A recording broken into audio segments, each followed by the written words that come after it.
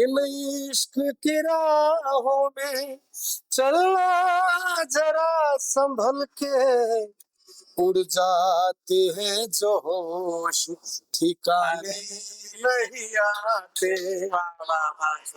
जो बीत गए हैं वो जमाने नहीं आते, मिलते हैं नए लोग पुराने नहीं आते, जो बीत गए हैं वो जमाने नहीं आते।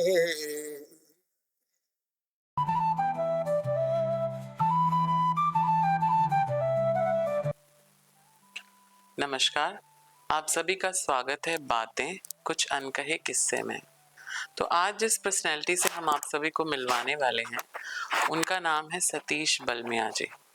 शायद आप लोगों ने सुना होगा, 2023 में बेस्ट टीचर अवार्डी हैं, राज्यपाल के द्वारा सर को मिला है, स्टेट अवार्ड मिला है, नेशनल अवार्डी हैं। और आइए मिलते हैं सतीश जी से। नमस्कार सर। नमस्कार। बहुत बहुत स्वागत है आपका बातें पर। तो सर सबसे पहले बात करेंगे कि हमारे व्यूअर्स को आप अपना छोटा सा एक परिचय दें। हम तो जानते हैं परंतु सबका जानना जरूरी है। किंग सुख जी, जो ये चैनल आपने तैयार किया है बातें कुछ अनकहे किस्से, मैं मानता हूं कि ये चैनल एक मील का पत्थर साबित होगा लोगों के लिए, दर्शकों के लिए, श्रोताओं के लिए। अलग अलग प्रकार के जो गुणी लोग हैं उनको आप बुलाते हैं या उनके पास जाते हैं, उनके व्यूज, उनके विचार लेते हैं। तरह तरह के, वो संस्कृति से, सभ्यता से जुड़े, वो एजुकेशन से जुड़े हो सकते हैं। मैं यही कहना चाहूंगा श्रोताओं को, दर्शकों को, कि आप इस चैनल के साथ जुड़े। और जो किंग सुख जी जो एक ये समाज प्रवर्तक के रूप में जो कार्य कर रहे हैं, जो लोग यहाँ पर आते हैं, मैं तो एक छोटा सा एक अध्यापक हूँ, ऐसा सेलिब्रिटी नहीं हूँ। आप देहात से निकला हुआ, देहात में ही मिट्टी से जुड़े आदमी हूँ, परंतु और बहुत बड़े बड़े लोग आएंगे, बड़े विद्वान आएंगे यहाँ। मैं कहना चाहूंगा कि बहुत ही तन्मयता से उनके साथ जुड़े और उनकी बातों को सुने ही नहीं, उनको गुणे और अपने जीवन में। धन्यवाद सर, बहुत बहुत आपका। और आप छोटे मोटे आप मानते हैं इसके, मैं मानता हूँ ये आपका बड़प्पन है, परंतु आप हमारे भी और कईयों के गुरु हैं, तो ये तो आपका बड़प्पन है सर। तो अब हम जानना चाहेंगे कि आपका बचपन कैसा बीता, कहाँ बीता? नाम तो परमात्मा का है, मुझे सतीश बलमिया कहते हैं। मेरा जो नेटिव गांव है, जहाँ मेरा जन्म हुआ है, वो जिला रोहतक बलम गांव है, छोटा सा गांव है। वहां से मैंने 5वीं या 6वीं क्लास की है। उसके बाद मैं रोहतक पढ़ा हूँ, गॉड स्कूल में पढ़ा हूँ 10वीं तक। 11th और 12th हमारी कॉलेज में होती थी, गॉड कॉलेज से मैंने किया है। और ग्रेजुएशन भी गॉड कॉलेज से की है। पीजी मैंने एमडी से की है। तो सर वो बचपन की पढ़ाई और वो सब, उसके बाद इस तरफ रुझान? पढ़ाई तो मैं बाद में करने लगा विद्यालय में तो बाद में गया हूँ। दरअसल मेरे चाचा जी श्री बलबीर सिंह बलमिया जी, वो स्टेट बैंक ऑफ इंडिया से मैनेजर रिटायर है। उनका शौक था गाने बजाने का। उन्होंने गीत में भी कहा है कि बलबीर सिंह इज्जत से डर के करे नौकरी सरकारी, से गाने का शौक तैनाना पेशे की मन में धारी। उनका पेशा नहीं था। उन्होंने एक मंडली बनाई।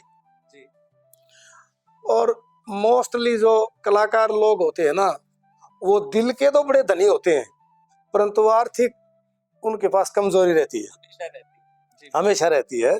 दिल के बड़े धनी है वो। तो उन्होंने एक मंडली बनाई और जो भी पैसा इकट्ठा होता था वो मंडली में वितरित कर वो बांट देते थे।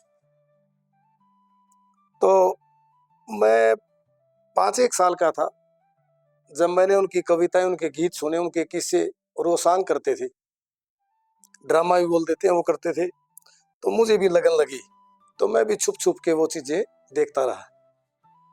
तो एक दिन ऐसा आया कि धीरे धीरे उनके साथ फिर मैं इस काम में जुट गया और बस फिर सिलसिला लगातार चलता रहा। बिल्कुल।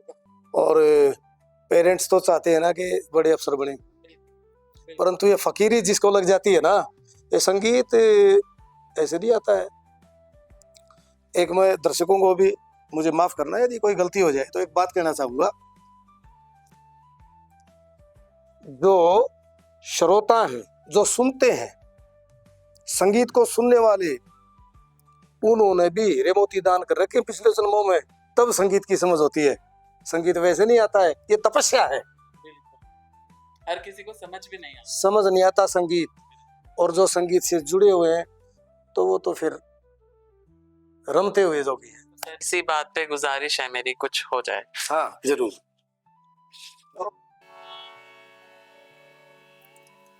मैंने सबसे पहले जो गीत गाया था वो एक रागनी है, 2 लाइन इसकी सुनाता हूँ। हरिश्चंद्र का किस्सा है, जब रोहतास को सर्प डस लेता है और बाघ का माली आता है, कहता भाई क्या हुआ, तो वो कहता है कि मेरे साथ क्या हुआ सुनिए आप।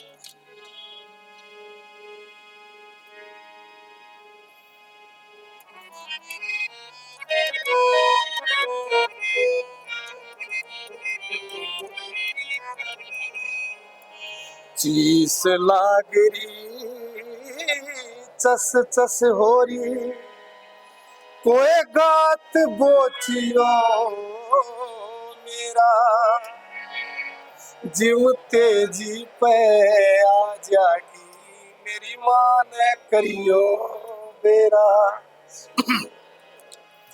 चीस लागरी चस चस होरी, कोई गात बोचियो मेरा, जीव तेजी पे आ जागी, मेरी माँ ने करियो बेरा। फूला में ते सरप लिकड़ के तेरे बेटे का लड़ गया, एक मिनट भी खड़ा रहा ना, तुरंत जमी पे पड़ गया। कोई सुनने वाला सुनता होता, मेरा दम निकल गया। अरविशियर बैरी डंक मार के फिर गले में बढ़ गया, एकदम झड़ गया नूर बदन का, यो फीका पड़ गया चेहरा, जीव तेजी पे आ जागी, मेरी माँ ने करियो बेरा। सबसे पहले ये गीत गाया था, बहुत ही उम्दा, हरिश्चंद्र के किस्से में। हाँ, बड़ी बारीक आवाज थी, छोटा बच्चा था, और वो रोल भी, वो गीत भी इस टाइप का। तो किंग सुख जी, ये मेरी शुरुआत रही है, ये मेरी शुरुआत रही है। तो आपकी वैसे कहते हैं कि जो भी गाने के लिए या इन चीजों के लिए जो आर्टिस्ट होता है एक्चुअली, उसको सबसे बड़ा सामना करना पड़ता है फैमिली का। मैंने बहुत सामना किया है। मेरे पिताजी फूड एंड सप्लाई से सुपरिटेंडेंट रिटायर है जी। जब उनको पता चला कि ये इस मामले में है, अब गाने बजाने में है, तो मुझे वहां से गांव से भेज दिया, शहर ले आए, अच्छा, रोहतक ले आए, वहां एडमिशन करवा दिया कि नहीं नहीं ये नहीं, क्योंकि उस समय संगीत नहीं था, उस समय लोगों के दिमाग में गाना बजाना था। आज जो बच्चों को पेरेंट्स सपोर्ट करते हैं, उस समय नहीं था ये, आज है। आज छोटे छोटे बच्चों को के लिए एकेडमी खोली हुई है। जैसे आपने बहुत बड़े लेवल पे, आपको दर्शकों को बताना चाहूंगा, मेरे बहुत पुराने मित्र हैं और राष्ट्रीय स्तर की इन्होंने डांस एकेडमी चलाई है। एक कार्यक्रम आता था डांस इंडिया डांस, उसमें भी इनके बच्चे गए हैं, बहुत बड़े बड़े लेवल पे कार्यक्रम किए हैं। तो आज तो प्लेटफॉर्म बच्चों को मिलता है, हमारे पास नहीं था, सिखाने वाले भी नहीं थे उस समय, सिखाने वाले भी नहीं थे। जिसमें लगन होती है, बस जिसमें लगन थी वो बड़ा पेरेंट्स ने परंतु बाद में चलते रहे, कॉलेज में गए, वहां भी यूथ फेस्टिवल के अंदर मैंने कई बार राष्ट्रीय स्तर पर गोल्ड मेडल लिए हैं, यूनिवर्सिटी इंटर यूनिवर्सिटी कलर लिए हैं। और बस जो भी छोटा मोटा ज्ञान है वो ऐसे बस झोली करके गुरुजनों से लिया है, और जो देता गया उसको समझोते यहाँ तक आ पहुंचे। जी सर, तो ये जो जैसे अभी आपने बताया कि ज्ञान गुरुजनों से जो लिया, तो आपका रियाज गुरुजन ये कौन रहे, कैसे रहा ये सब? वैसे तो जैसा कि मैंने बताया कि मेरे चाचा जी श्री बलबीर सिंह बलमिया, उनको देख देख के मैं सीखा हूँ। फिर मैंने गुरुजी श्री राज सिंह जी को अपना गुरु माना। उन्होंने मुझे विधिवत जो तालीम होती है वो दी। मैं पहले गाता था, बजाता नहीं था। उन्होंने पहले मुझे बेंजो, बड़े गजब के बेंजो वादक हैं, अभी पिछले महीने रिटायर हुए हैं वो, PWD B&R से जेई। उनके पास मैंने फिर प्रॉपर तालीम संगीत की ली है। पहले बेंजो उन्होंने सिखाया मुझे, गाने में बड़ा सुधार करवाया, सिखाया कि शब्दों का जो घुमाव है, जो बोलना है, शब्द कैसे बोले जाए, कुछ शब्द तालु से, कुछ कंठ से, जीवा से, किस प्रकार से शब्दों का उच्चारण करना है, वो उन्होंने बताया। धीरे धीरे फिर वो कहते हैं ना कि मन बजता है तो बीन बजती है, अगर मन ही नहीं बजेगा तो बीन नहीं बज सकती है। तो मन बजता गया और बीन बजती गई। बीन भी बजा लेता हूं मैं थोड़ी थोड़ी। तो हारमोनियम और सारंगी, बांसुरी, जिसको अलगोजा कहते हैं, बांसुरी साइड की होती है, अलगोजा सामने से बजता है। Banjo, harmonium. तो ये सब चीजें सर आप जैसे आप बजाते हैं, वैसे भी प्रोफेशनली भी, तो आप इनका रियाज कैसे करते हैं, गाने का या अपने साज? रियाज तो देखो किसी भी कलाकार के लिए उसकी खुराक होती है।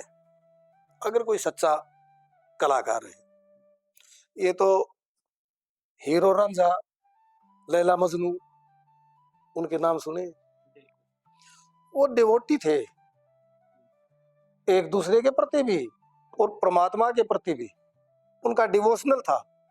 इसी प्रकार से संगीत प्रेमी होते हैं जो, उनको इस दुनिया में दूसरी चीज नजर नहीं आएगी। जो संगीत प्रेमी है, जो संगीतकार है, उनके पास एक ही काम आशिकी के लिए, वो उनका संगीत है। वो किसी भी समय निकाले, उसमें वो जुड़ जाते हैं, लो लग जाती है उनकी। देखिए भक्ति जो है ना अलग अलग प्रकार की है। मैंने जैसे जिक्र किया हीर रांझा का, उनकी भक्ति थी, तभी उनका नाम है ना। रफी साहब की भी भक्ति थी, लता जी की, तानसेन जी की, सबकी वो बहुत बड़े नाम है। वो मुझे जनता भी माफ करे और मालिक भी माफ करे, इतने बड़े सेलिब्रिटीज उनका जो, वो मेरे भगवान तुल्य हैं, उनका मैं नाम लेता हूँ। कुछ थे वो, समय निकालना पड़ता है और खुद निकल जाएगा, समय निकल जाएगा। संगीत एक ऐसी चीज है, अगर घर में मौत है ना तब भी दिमाग में चलता रहता है वो, जहाँ चाह वहाँ, जहाँ चाह वहाँ रहा। संगीत है। तो सर ये जब आपने जैसे यूथ फेस्टिवल किए, आप कॉलेज लाइफ से, उसके बाद फिर शादी हुई होगी, तो उनका क्या कहना था? वो तो जैसा पहले दिन था वैसा ही आज है। वो मेरे साथ है, उनके बिना तो मैं यहाँ आ नहीं सकता हूँ। सबसे बड़ा रोल मेरी पत्नी का इस लाइन में रहा है। मैं आपको बता दूं कि 2002 में मेरी शादी हुई, 2003 में मेरा बड़ा बेटा हुआ, वो महज 4-5 दिन का था, और मुझे केरला टीम लेके जानी थी। हेड ऑफ डिपार्टमेंट डॉक्टर संध्या शर्मा है HAU में आजकल। मैंने उसको तैयार किया लोकगीत गायन में, स्टेट में वो गोल्ड मेडल लिया, मैंने तैयार करवा, उसके साथ प्ले किया, तो उसको केरला टीम लेके जानी थी। और मेरा बेटा महज 4-5 दिन का था, तो मैंने कहा भगवान तेरी इजाजत हो तो यूं भी मन के करना तेरा जा कर काम अपना। तो सबसे बड़ा जो योगदान है वो मेरी धर्मपत्नी का है। सिर्फ धर्मपत्नी का ही नहीं, जो मेरे इन लॉज हैं उनका भी बहुत बड़ा योगदान रहा है। उन्होंने, नहीं तो कई बार क्या होता है कि वो नहीं तो वो कह दे, वो बाहर घूमता रहता है, रोको, ऐसा कुछ भी नहीं है। वो भी मेरे लिए देवता समान है। किनकी वजह से आज यहाँ बैठा। आपने जब ये रियाज किया, शादी हो गई, तो फिर आप म्यूजिक भी करते हैं, आपको टीम्स लेकर भी जानी पड़ती है, आप तैयारी भी करवाते हैं, आप एक कुशल अध्यापक भी हैं, तो आप ये सब चीजें मैनेज कैसे करते हैं? मैंने कहा ना, मैनेज तो जिस चीज में आपका मन है वो मैनेज खुद ब खुद हो जाए। लोग वो विटा बूथ के पास ताश खेल रहे हैं, वो समय निकाल रहे हैं अपना, वो भी निकाल रहे हैं। मेरे विद्यार्थियों ने नेशनल लेवल पे गोल्ड मेडल लिए हैं खेलों में भी। मैं कबड्डी का प्लेयर रहा हूँ। उसके बाद मेरा गेम भी नहीं था, बेसबॉल और सॉफ्टबॉल की टीम मैंने बनाई भिवानी रोहिला में। तो कई बार मेरे बच्चे नेशनल लेवल पे मेडल लेके आए। यहाँ भी बच्चे खेलते हैं, स्टेट तक बच्चे गए हैं, स्टेट में गोल्ड भी आया है। पीछे एक बेटी मेरी रवीना कबड्डी में थी। ये किंग सुखजी समय जो है ना, है तो हमारे पास 24 घंटे, या तो सो जाओ या काम कर ले आप उसमें। तो आपकी सर दिनचर्या क्या रहती है? मतलब बहुत लोग ये जानना चाहेंगे कि भाई अगर हमें भी ये सब करना हो या इसका आधा भी करना हो तो दिनचर्या क्या रहती है आपकी? देखो वो कैसे करेंगे मुझे नहीं पता है। मैं तो मेरी बता सकता हूँ कि मैं मैनेज कैसे करता हूँ। जी। पहली बात तो ये कि नींद पूरी होनी चाहिए, एक कलाकार की और खिलाड़ी की। श्रोताओं से मैं कहना चाहूंगा कि यदि आपको अपना गला तैयार करना है, यदि आपको अच्छा खिलाड़ी बनना है या बनाना है, तो सबसे पहले नींद और आराम। थकान के साथ हम कोई कार्य नहीं कर सकते। जी बिल्कुल। वो बहुत ही पुरानी कहावत है इंग्लिश में भी कि early to bed and early to rise makes a man healthy wealthy and wise. जी।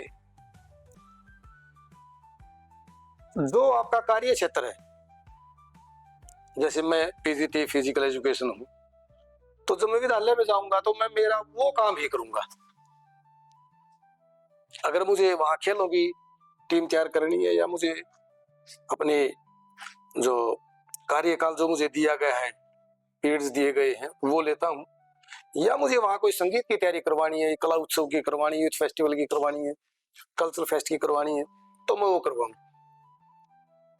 दूसरे कामों की बजाय, फ्री रहने की बजाय। तो जो मेरा कार्य क्षेत्र है वो तो मैंने पूरा कर दिया वहां। इसके बाद भी जी मुझे यूं लगता है कि भाई कुछ कमी रह जाती है, तो छुट्टियां बहुत होती है, उस दौरान जाके करवा लेते हैं काम।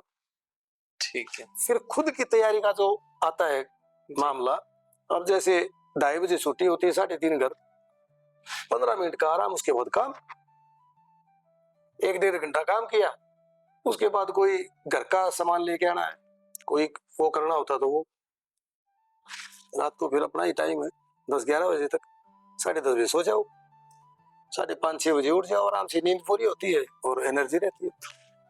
तो मतलब जो भी फील्ड में, जिस भी फील्ड में जाना चाहे अपना काम करें, पर वो बिल्कुल उसके बिना।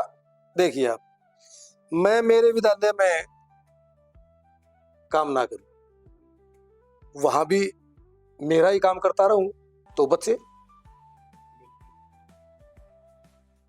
जहां से आपको रजक मिलता है, जहां से आपके बच्चों का पेट भरता है, पालन पोषण होता है, सबसे पहला काम है वो आप वहां करें। उसके बाद सेकेंडरी चीजें हैं, ये सेकेंडरी है। वैसे तो मेरे लिए ये प्रायोरिटी पे फर्स्ट है, परंतु जो रोजगार है मेरा वो पहले है, ये बाद में है। इसके लिए वो, इसका समय अलग है मेरे पास, वो 6.5 घंटे की ड्यूटी के बाद इसका सारा समय मेरे पास, जो मेरा समय वो इसका है, परंतु जो बच्चों का समय है मैं वो किसी और को नहीं दे सकता। जी बिल्कुल सर। तो अब जिस प्रकार आपने बताया कि अब ये इस तरह से आपका दिन पूरा मैनेज होता है, और बच्चों के बारे में अभी हम बात कर रहे थे कि बच्चे कुछ गोल्ड मेडल लेकर आए हैं, कोई और बच्चे, तो कोई आपकी पूरी जर्नी में आपको कुछ याद हो कि भाई ये इन कुछ बच्चों के नाम में हमेशा लेता हूँ और लेना चाहूंगा कि इन्होंने तो नाम रोशन। बहुत से बच्चे हैं। मेरे पास एक बच्चा विकास था, मेरे पास आया था महेंद्रगढ़ से। वो आजकल डीएवी कॉलेज महेंद्रगढ़ में वो असिस्टेंट प्रोफेसर है म्यूजिक का। विजेंद्र सिंह है, अभी यही है हमारे डीएन कॉलेज में असिस्टेंट प्रोफेसर है म्यूजिक का। हाँ, अभी जैसे मैंने विकास, एक और विकास लड़का है, उसने एमकॉम की और लेक्चरर है, गोल्ड मेडल लिया उसने। मैं जहाज पुल पे था उस समय, डीपी था मैं। तो बहुत से बच्चे हैं। एक बच्चा मेरा, एक बिटिया है वो ज्योति, अभी केयू के में एमए कर रही है म्यूजिक से। तो बहुत से बच्चे हैं जिन्होंने सीखा है और सीख भी रहे हैं, और मैं तो कुछ भी नहीं हूँ उनके सामने। वो बहुत गजब के कलाकार हैं, बहुत अच्छा काम करते हैं, वो बहुत अच्छा गाते हैं, बजाते हैं, सभी साथी, सभी बच्चे मेरे। तो सर, जैसा हमने अभी बात की थी कि आप नाटक के मंचन भी तैयार कराते हैं, लेकर भी जाते हैं टीम्स को, तो अभी क्या चल रहा है और क्या क्या ऐसा था जो आपको एक सुनहरी यादें हैं कि भाई ये नाटक हम वहां करने गए थे तो ये हुआ था? देखो, लिखता तो हूँ मैं, परंतु ये मैं नहीं कह सकता कि मैं लेके जाता हूँ, वो मुझे लेके जाते हैं। मैं तो उनकी मानता हूँ।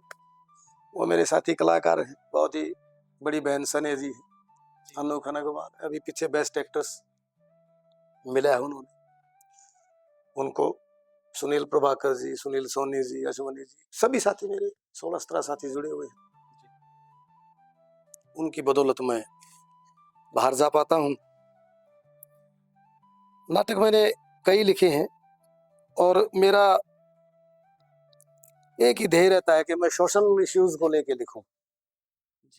जैसे पागल कौन लिखा है मैंने, फिर मैंने बेटी की पुकार लिखा है, कन्या भ्रूण हत्या, अनु खनगवाल उसमें बेस्ट एक्ट्रेस रही, वो नागपुर में हुआ था। और हमारी बड़ी बहन आदरणीय सनेह जी उसमें चाइल्ड रोल में फर्स्ट रही। और भी सभी साथियों का बड़ा सराहनीय उसमें कार्य रहा है। आने वाले टाइम में हम किस नाटक का मंचन देखेंगे? अभी ऑल इंडिया सिविल सर्विसेज में इसी साल में गया हूँ, मेरी टीम गए हम इकट्ठे वहाँ। बलात्कार एक नाटक लिखा था मैंने, उसमें भी मुझे बेस्ट डायरेक्टर का अवार्ड मिला है, आप सबकी कृपा से, दुआओं से, मालिक की कृपा है। अनु जी को बेस्ट एक्ट्रेस का और हमारी बहन सने को बेस्ट चाइल्ड रोल का अवार्ड मिला है। अभी गैटी थिएटर शिमला में 5 जून से 10 जून तक एक नाट्य महोत्सव होगा, ऑल इंडिया आर्टिस्ट एसोसिएशन की तरफ से। वहाँ इंडिया की सारी टीमें आएंगी, मेरे ख्याल में 27-28 टीमें। वहाँ हमारी टीम पार्टिसिपेट करेगी। बलात्कार का ही मंचन, इसके साथ हमारे 2 जो नेक्स्ट आगामी जो सत्र आएंगे कहेंगे, उसके लिए हमने एक श्रद्धांजलि तैयार किया है, सोशल इशू है वो भी, और एक निर्लज अभी नया नाटक लिखा है मैंने, उसकी तैयारी हमारी चलेगी। बहुत बढ़िया sir, and all the best आने वाले आपके सभी सत्रों के लिए। सर, इसका क्या एक बात है कि आप इतने मैं कहूँगा कि ऐसे इश्यूज, जो सोशल इश्यूज उठाते हैं, जिन पे मेरे ख्याल से कोई बात भी करना पसंद नहीं करता या सब डरते हैं, मैं कहूँ। हाँ, तो इसका क्या क्या वजह रही है इसके पीछे? मेरे साथ भी ऐसा हुआ। मैंने स्क्रिप्ट लिखी, मेरे मित्र हैं सुनील प्रभाकर जी, उनके घर हम बैठे हुए थे, मैंने सभी कास्टिंग को बुलाया कि भाई नया नाटक लिख दिया, आ जाओ। सबने पूछा क्या नाम, मैंने कहा बलात्कार है, उठ उठ के भागने लगे सभी। मैंने कहा बैठो बैठो, वो बात सिरे नहीं चढ़ी। किसी ने कहा जी ये तो टीचर्स हैं, कैसे बनेगी ये वो। मैंने कहा कॉन्सेप्ट तो सुनो, कम से कम कॉन्सेप्ट तो सुनो। कई साथियों ने कहा, तो मैंने कहा कि अब इसे काम शुरू करना पड़ेगा, ये काम चलेगा नहीं। बोले वो नया देखेंगे। मैंने कहा कि नया तो फिर बना के लेके आओ। भाई आप बना के लेके आओ, मेरे पास लेके आओ, फिर देखते हैं। सही बात। और अंततः सभी साथी इसी नतीजे पर पहुंचे कि ये नाटक ही करना है, और भले ही वहां फर्स्ट सेकंड थर्ड हमारी पोजीशन ना रही हो, परंतु बच्चे बच्चे की जुबान पर ये थीम था।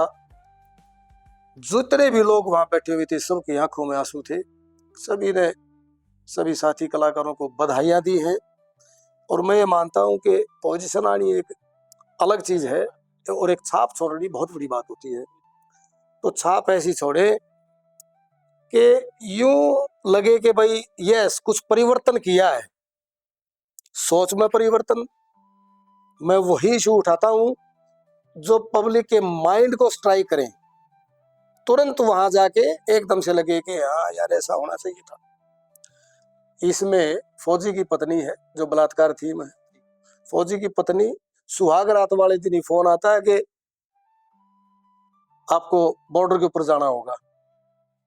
उसको छोड़ के वो चला जाता है, उसके साथ बलात्कार होता है, धक्के खाती हुई कहीं कहीं जाती है। पुलिस वाले मिलते हैं तो उनकी नजर ऐसी है, शरण कोई देता है तो उसकी नजर ऐसी है। अंततः वो पहुंचती है तवाइफ के कोठे के ऊपर और तवाइफ उसको ले जाती है अपने कोठे पे। वो रहने के लिए मना करती है वहां, तो तवाइफ समझाती है कि तू जाएगी कहाँ, तेरे साथ तो क्या क्या हुआ देख, मैं तेरी हालत देख के बता सकती। तो वो वहां रह जाती है, परंतु वो बताती है कि मेरे गर्भ में उस बलात्कारी का बच्चा है। वो कहती है कि मैं इसको गिरवा देती हूँ डॉक्टर से बात करके कि नहीं मैं इसको जन्म दूंगी। जन्म देने की बात करती है। जब फौजी आता है लड़ाई के बाद तो माँ से पूछता, वो कहती है कि तो भागी। वो भी झूठ बोल देती है।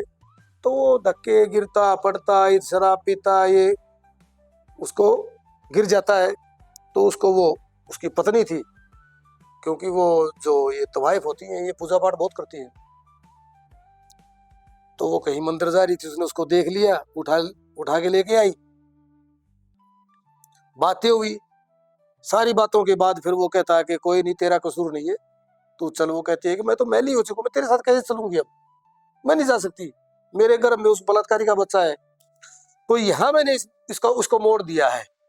वो कहता है कि इसमें उस बच्चे का दोष नहीं है ना तेरा दोष। आज से वो बच्चा सूबेदार उमेश का बच्चा कहलाएगा, मैं उसको अपना नाम दूंगा।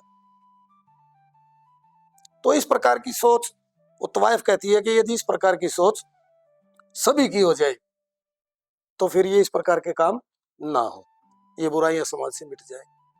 तो हम मैसेज क्या देते हैं? मैं कोई गीत गाता हूँ, मैं नाटक करता हूँ, मैं कोई कविता लिखता हूँ, मैं समाज को क्या दे रहा हूँ? मेरी खुशी के लिए तो मैंने लिख लिया, मैंने गा भी लिया, हालांकि मैं पैसे के लिए काम नहीं करता, परंतु फिर भी चलो पैसा भी कमा लिया, परंतु मैंने समाज को क्या दिया? समाज एक ऐसी चीज है जो आप दोगे वो लौटाएगा, आपको वापस देगा। समाज ऐसी चीज है, तो समाज को जैसा आप दोगे वो आपको वापस लौटाता है। इसलिए समाज के लिए अच्छा लिखें, अच्छा सोचें, ताकि समाज भी आपको बदले में अच्छा दे।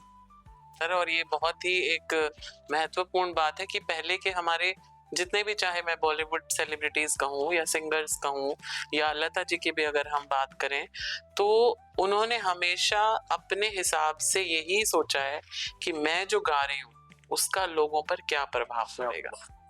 तो ये एक बहुत ही अच्छी बात है। और बहुत समय बाद कोई ऐसे हमें मिले हैं जिन्होंने आज भी ये सोच कायम रखी है। बहुत बहुत धन्यवाद है सर इसके लिए आपका। अभी हमने सर एक बहुत ही गूढ़ विषय पे चर्चा की है, और इसके बाद मैं चाहता हूँ कि हमारे जो दर्शक हैं, जो श्रोतागण हैं, उनके कानों में भी जरा घंटियां बज जाएं। तो हमने सुना आप गजल के भी बहुत अच्छे वाचक हैं, तो कुछ हो जाए जरा। चलो सबटा ही गा लेता हूँ, बाकी तो संगीत के तो बहुत दूर हैं घर, गुनगुना लेता हूँ जो कुछ सुने आप लोगों से। एक बहुत पुरानी गजल मैंने सुनी थी, उसको दोहराने की कोशिश करता हूँ। मैं कोशिश करूंगा, गा नहीं सकता हूँ।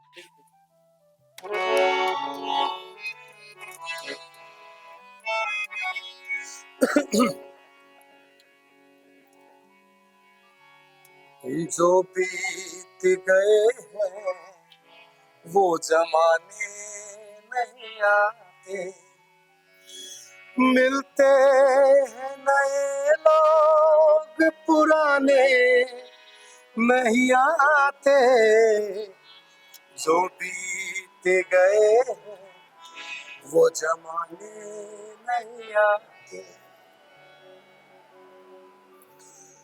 जो सूख चुकी है पेड़ों की डालियां, जो सूख चुकी है पेड़ों की डालियां, पंछी भी उन पे रात बिताने नहीं आते, जो बीत गए हैं वो जमाने नहीं आते,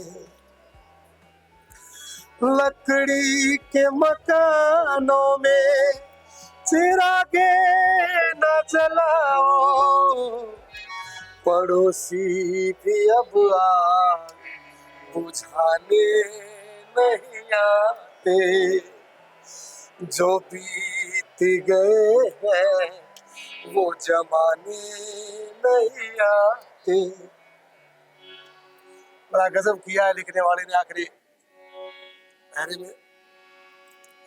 इन इश्क की राहों में चलना जरा संभल के, उड़ जाते हैं जो होश ठिकाने नहीं आते, मिलते हैं नए लोग पुराने नहीं आते, जो बीत गए वो जमाने नहीं आते, वो जमाने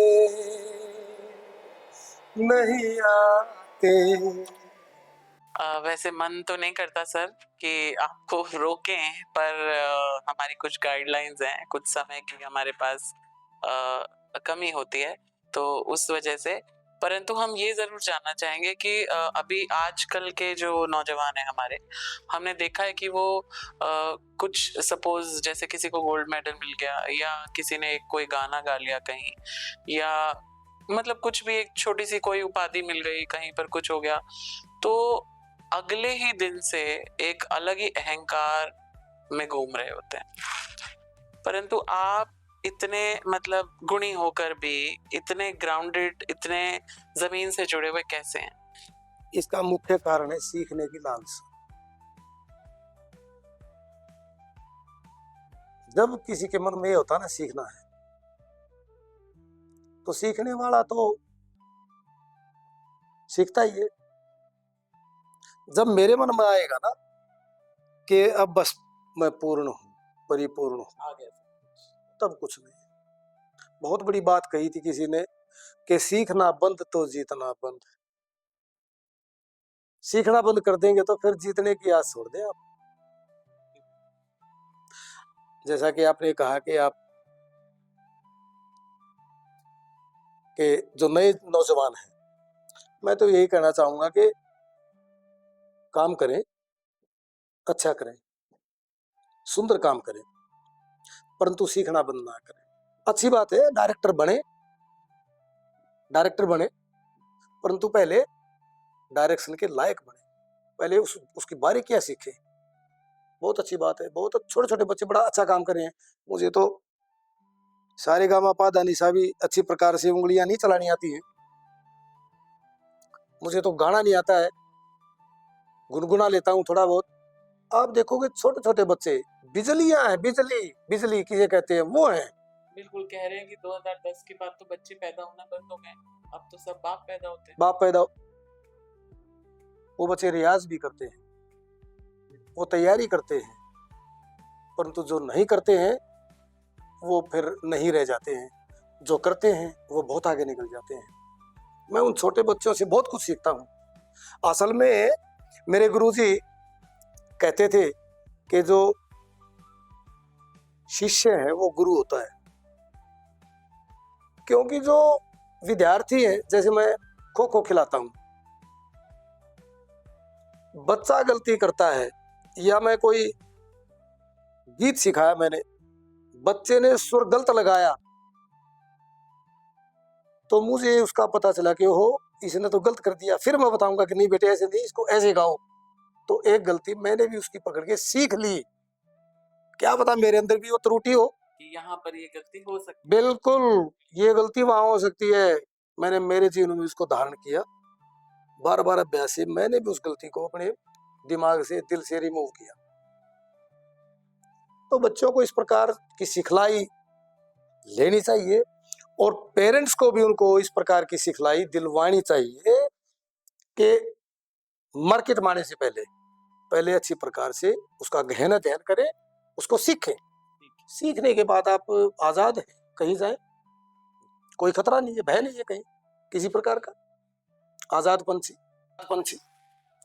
सच कहा है किसी ने कि सीखने की कोई उम्र नहीं होती, जो पूर्ण हो गया वो तो है ही खत्म, बिल्कुल जो अधूरा है वो ही सफर जारी है। तो इसी के साथ सर आप हमारी ऑडियंस को, हमारे व्यूअर्स को क्या कहना चाहेंगे, क्या संदेश देना चाहेंगे आज हमारे इस बातें चैनल के माध्यम से इस पूरे समाज को? किंग सुख जी, मैं तो तुच्छ प्राणी हूं, मैं तो दास हूं सज्जनों का। मैं तो क्या कहूंगा, मैं तो इतना ही कहना चाहता हूं कि भाई संगीत खेल नहीं है, संगीत खेल नहीं है। खेल भी दो प्रकार के हैं, क्योंकि मैं खेल से जुड़ा हुआ भी हूं, मैं पढ़ाता भी हूं, सिखाता भी हूं। इसलिए देखो, खेल है सिंपल चीज, हाथ पैरों का संचालन खेल है। एक होता है स्पेसिफिक खेल, फुटबॉल, वॉलीबॉल, कोई भी, तैराकी, शूटिंग, तीरंदाजी, कोई भी खेल। इसी प्रकार से सिर्फ हाथ पैरों का संचालन की तरह से संगीत नहीं है, इसका अध्ययन करना पड़ेगा, पहले संगीत को समझना पड़ेगा। बहुत अच्छा कर रहे हैं आज, कई साथी कहते हैं कि जी उसका वो गीत देखो कितना, मैंने कहा अरे उसने किया है काम, कोई गीत बुरा नहीं है, सब अच्छे हैं समय के अनुसार। अभी पीछे मैं एक नाटक करवा रहा था, रिहर्सल थी, तो एक हमारी बहन है, बिटिया, वो कहने लगी सर मुझे थोड़ा ना संकोच है। मैंने कहा अरे आप आज संकोच करते हैं, मैंने 40 साल पहले, मैं 53 साल का हूँ, 40 साल पहले गीत सुना था एक, दूरी ना रहे कोई आज इतना करीब आओ, मैं तुझे में समा जाऊं तुम मुझे में समा जाओ। ये तो सोचने की बात है, ये तो मुझे किधर से कौन सा जो अंक है वो कैसा दिखाई देता है, कहीं से 6 दिखाई देगा, मुझे वो 9 दिखाई दे रहा है। ये तो सोचने की, समझ की बात है। गीत सब बढ़िया है जो लिखते हैं, आज के जो हमारे साथी हैं बहुत अच्छा लिख रहे हैं, डीजे सॉन्ग भी बहुत अच्छे चले हुए हैं, और उनके लिए साधुवाद है, ऐसे काम करते रहें और अपनी छाप छोड़ते रहें। परंतु एक अनुरोध भी करना चाहूंगा कि अपनी संस्कृति को ना भूलें। जब मिट्टी में बूंद गिरती है ना पहली, तो मिट्टी की खुशबू आती है। कहीं ना कहीं अपना लोक संस्कृति, जो हमारे लोक संगीत है, उसकी छोटी मोटी धुन अपने गीतों के अंदर जरूर रखें, ताकि हमारी संस्कृति जीवित रह सके। अगर हम पुरानी चीज को लेके ही, जो पारंपरिक चीजें हमारी, उसको लेके चलते रहेंगे तो हम पिछड़ जाएंगे। उसके लिए थोड़ा सा हमें बदलाव की जरूरत है। बदलाव करे, परंतु इतना बदलाव ना करे कि कहा जाता है ना कि कौवा चलता है हंस की चाल और भूल जाता है। तो हमारा जो बेसिक जो संगीत है, लोक संस्कृति, जो लोक संगीत हमारा, उससे हम जुड़े रहें, तो हमें, मैं मानता हूं कि गाने वाले को भी और सुनने वाले को भी दोगुना मजा आएगा, उसका आनंद बढ़ जाएगा। तो we were listening to Satish Balmiya sir, और आपको शायद सुन के भी समझ आ गया होगा कि क्या पर्सनैलिटी है ये, परंतु कितने ग्राउंडेड है ये भी। तो आगे आने वाले टाइम में ये एक सिर्फ छोटा सा ट्रेलर था, पिक्चर अभी बाकी है। अभी बहुत सारी चीजें ऐसी हैं जो शायद अभी हम नहीं निकाल पाए हैं या अभी आए नहीं है हमारे सामने, परंतु हम आपको जरूर रूबरू कराएंगे। और अगर आप चाहते हैं दोबारा मिलना तो कमेंट सेक्शन को भर दीजिए। धन्यवाद। Thank you.